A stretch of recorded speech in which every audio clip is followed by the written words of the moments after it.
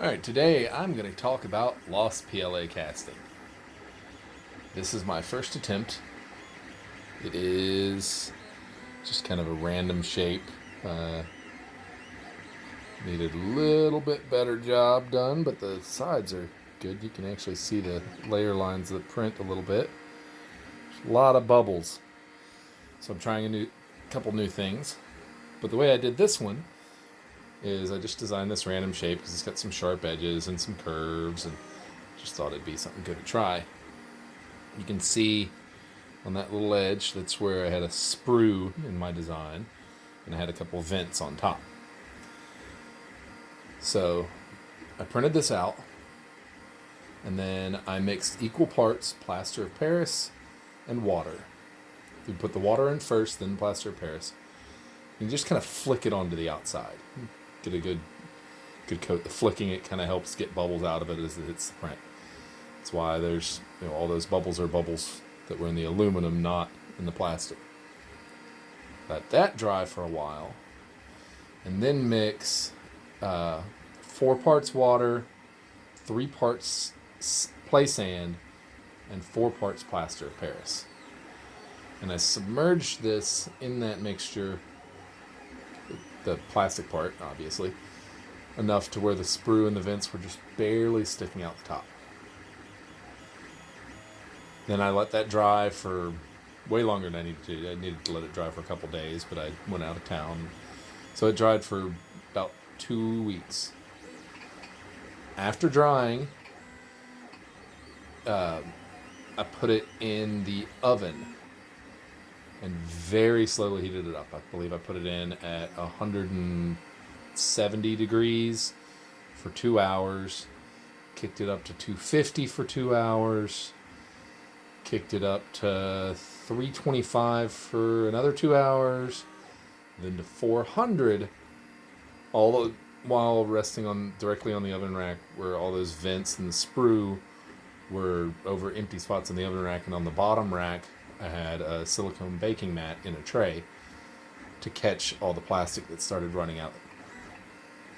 And then I let it there until I didn't see any more plastic dripping out, which took another, I think, about an hour and a half. Then I pulled the baking mat out. I learned this the hard way when I first tried to do it, messed up. Pulled the baking mat out, break all that plastic off, let the plastic cool, break it all off, and throw it away. Put the baking mat back in, then turn the temperature up then I went to 450 for about an hour, and then up to as high as the oven would go, to about 500 or 550. It burns out any leftover little residue of plastic in there. Then I kept it at 550 for about an hour and a half. Then I cut the oven off, did not open the door. Just let it slowly cool down. Then the next day, I took it out and went and put it in a foundry for just a little bit, cut it on with the lid off of it, and let it kind of heat for a little bit in there, let the foundry run for about maybe 5 minutes, and then cut it off. Then let that cool just enough I could grab it with some hot mill gloves, pulled it out, set it off to the side. Put the plinth that holds the crucible up a little bit back in, put the crucible in, fired up the foundry, and started melting down aluminum. Once I had a full crucible, which I believe the crucible's outside, but it's a decent sized crucible. It was enough to cast this. Or would have been enough. I hadn't spilled. Once I got it all melted down, all the slag out, then I set the mold over the opening of the foundry and let it sit there for another about 10 minutes, so the mold's a bit preheated.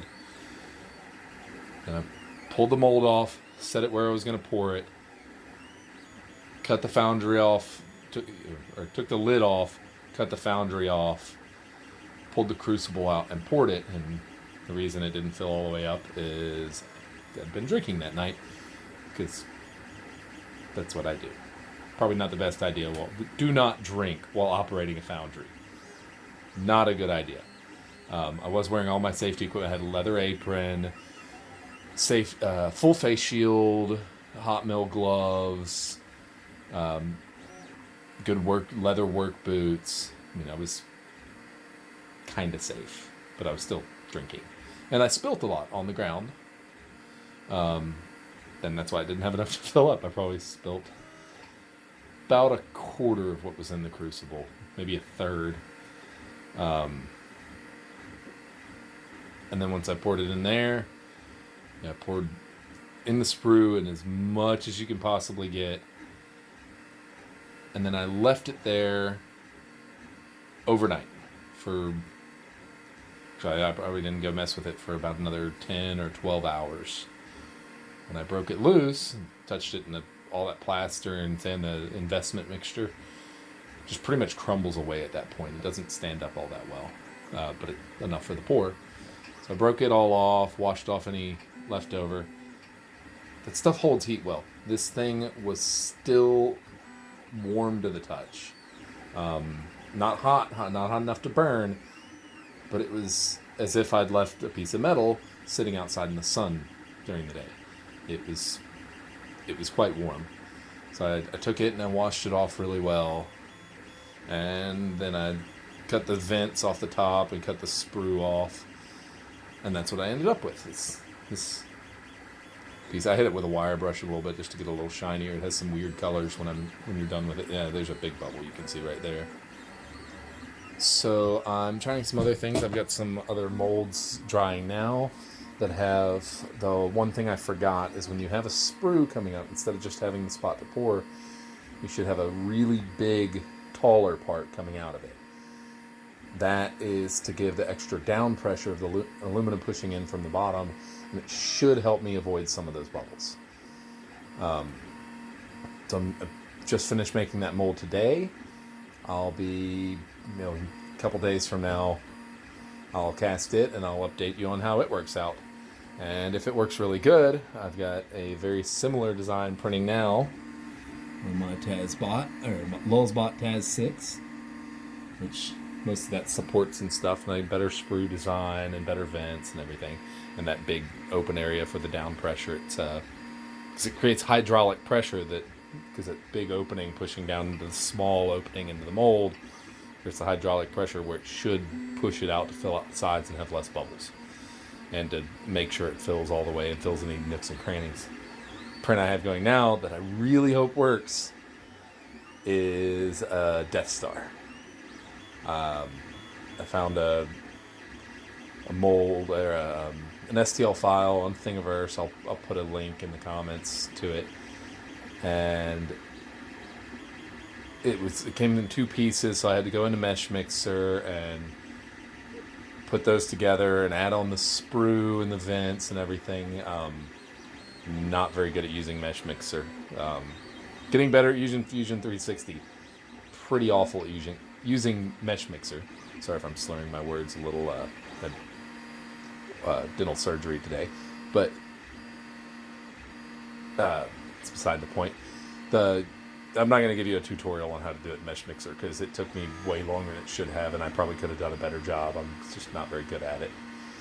But there are tutorials out there. You could find someone who's better at it if you want to know more how to do that. Anyway, yeah, that's my attempt at casting so far. So, thanks for tuning in. Bye.